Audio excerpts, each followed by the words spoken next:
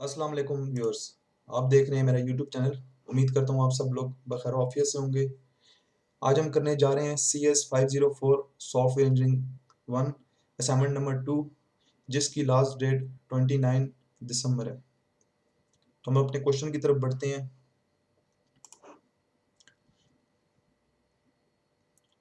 Question में इन्होंने पहले हमें सिनेरियो दिया हुआ है। हमारे पास डॉक्टर पेशेंट पोर्टल है। This product is a web-based application which is the replace of old manual system of hospital. It shall help doctors in maintaining their schedule with patient online. Patient shall online book their appointments with doctors. The product facilitates its user in such a way that the patient will not be have to wait in queue for hours to get appointment. The appointments are simply made through the portal. This management is very easy for both doctor and patients. इसमें ये old जो इनके पास था system था hospital का, उसको replace करना है वेब बेस एप्लीकेशन के ज़रिए। तो जिसमें ये होगा कि डॉक्टर जो है ना वो आपको जो पेशेंट होगा उसको स्केड्यूल कर सकेगा ऑनलाइन पेशेंट को। उसके बाद बुकिंग होगी। जो पेशेंट जो है ना अपॉइंटमेंट ले सकता है डॉक्टर से ऑनलाइन, ये अपॉइंटमेंट डॉक्टर से ऑनलाइन ले सकता है। उसके बाद उसको इंतज़ार नहीं करना पड़ेगा घंटों, बस वो अपॉइंटमेंट ले और उसके बाद जो है ना वो डॉक्टर से जाके मिल ले। तो अभी इसकी फंक्शनैलिटीज़ की तरफ हम बढ़ते हैं। Functionals requirements: the system shall manage the booking and schedules record of doctors and patient with the help of admin as user. जो हमारा जो सिस्टम होगा वो बुकिंग और जो स्केड्यूल रिकॉर्ड है ऑफ डॉक्टर्स एंड पेशेंट वो रखेगा अपने जो है ना उसमें क्या बोलते हैं उसको डेटाबेस में। ठीक है। और जो हमारा एडमिन होगा वो एज अ यूजर है। उसके बाद the system shall allow doctors to check upcoming appointments. अगर डॉक्टर ने मतलब अपने ऑफिस में बैठा हुआ है, उसने देखना है कि भाई आने वाले अपॉइंटमेंट्स कौन से हैं, तो वो देख सकता है, वो चेक कर सकता है। ठीक है, हो गया। उसके बाद system shall allow doctors to view patient medical history. जो हमारा डॉक्टर होगा वो देख सकेगा जो पेशेंट है उसकी हिस्ट्री जो है कि भाई इसकी जो मेडिकल हिस्ट्री क्या है। उसके बाद system shall allow patient to search doctor through categories name and location. जो हमारा पेशेंट होगा जब वो इधर पोर्टल पे जाएगा, जो ये डॉक्टर पेशेंट पोर्टल है इस पे जब वो जाएगा तो वो पेशेंट जो है वो सर्च कर सकेगा डॉक्टर को कैटेगरी के थ्रू भी, कि भाई कोई डॉक्टर होते हैं वो हार्ट स्पेशलिस्ट होते हैं, कोई डॉक्टर होते हैं वो किडनी स्पेशलिस्ट होते हैं, तो वो कैटेगरी के थ्रू उसको सर्च कर सकेगा डॉक्टर को, और बाय नेम भी और बाय लोकेशन भी। अगर एक कराची में है, एक इस्लामाबाद में है, कहीं भी हो। ठीक हो गया। उसके बाद system shall allow patient to view doctor time time tables, कि वो किस टाइम अवेलेबल होगा जो हमारा डॉक्टर है, तो वो टाइम टेबल के थ्रू देख भी सकेगा। ठीक हो गया। उसके बाद हमारे पास आ जाती है अगली requirement, patient to book appointment when they want to book appointment according to required date and time.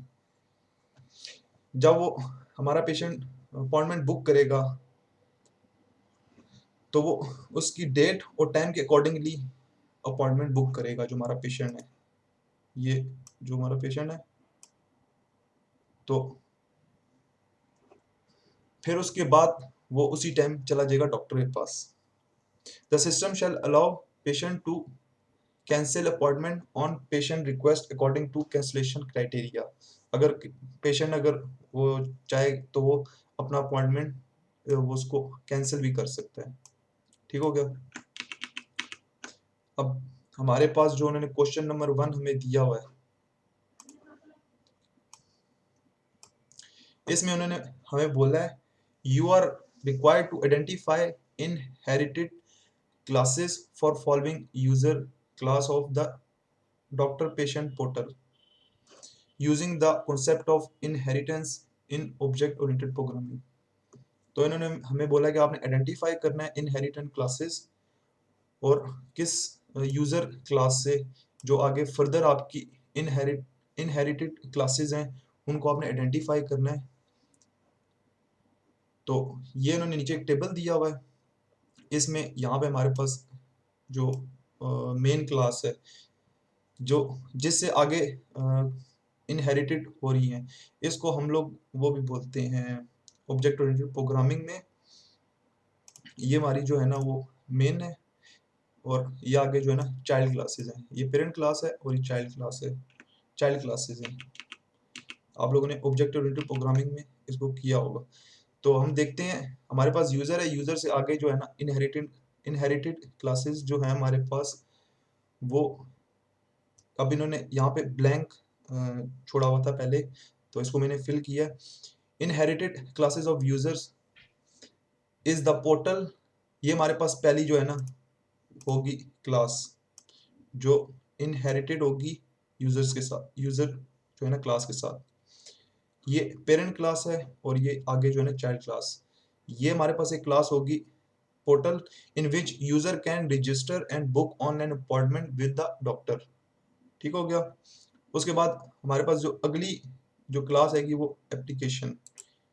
इसमें हम लोग क्या करेंगे कि हमने अगर एप्लीकेशन मतलब सबमिट करनी है, अपनी डिटेल वगैरह देनी है, तो वो एप्लीकेशन क्लास होगी। उसके बाद inherited class of user in a doctor, हमारे पास ये इज द डॉक्टर। ये 3 क्लासेस होंगी जो सब क्लासेस होंगी, इनहेरिटेड होंगी। ठीक हो गया। और भी मजीद इसमें है, बट इन्होंने यहाँ पे हमें 3 जो है ना ब्लैंक स्पेसेस छोड़ी थी जिसमें हमने ये 3 लिख दी हैं। तो डॉक्टर में in which we can inherited a relationship between the doctor and patient by the online appointment. ठीक हो गया। तो इससे ज़्यादा इससे मतलब और भी जो है ना इनहेरिट सब क्लासेस हैं, बट यहाँ पे मैं 3 ही मेंशन करनी थी। तो उसके बाद क्वेश्चन नंबर 2 जो हमारा है,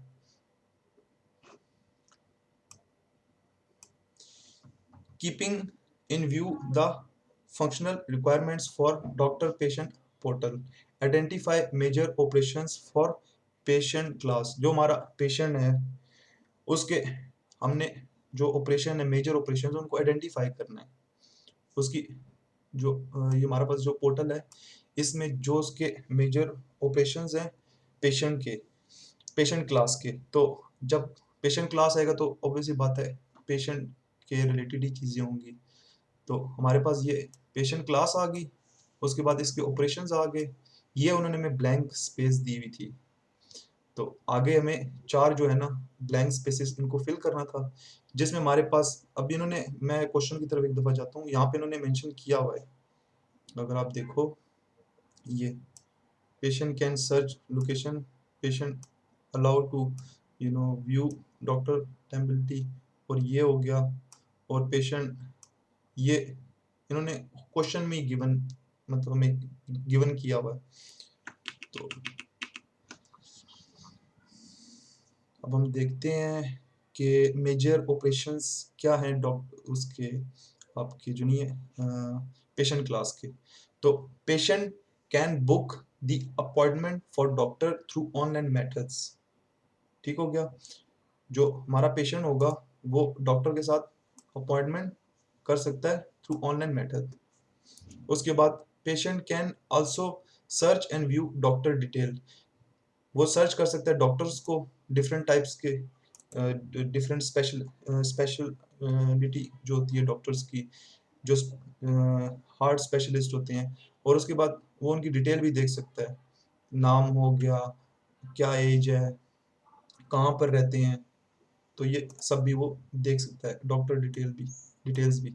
उसके बाद हमारे पास patient can also fix the date and time in application. जब वो अपॉइंटमेंट के लिए अप्लाई करेगा, एप्लीकेशन सबमिट करेगा, तो उस टाइम वो डेट और टाइम उसको फिक्स कर सकता है। उसके बाद patients can also cancel appointment. वो अपने जो अपॉइंटमेंट है उसको वो कैंसिल भी कर सकते हैं।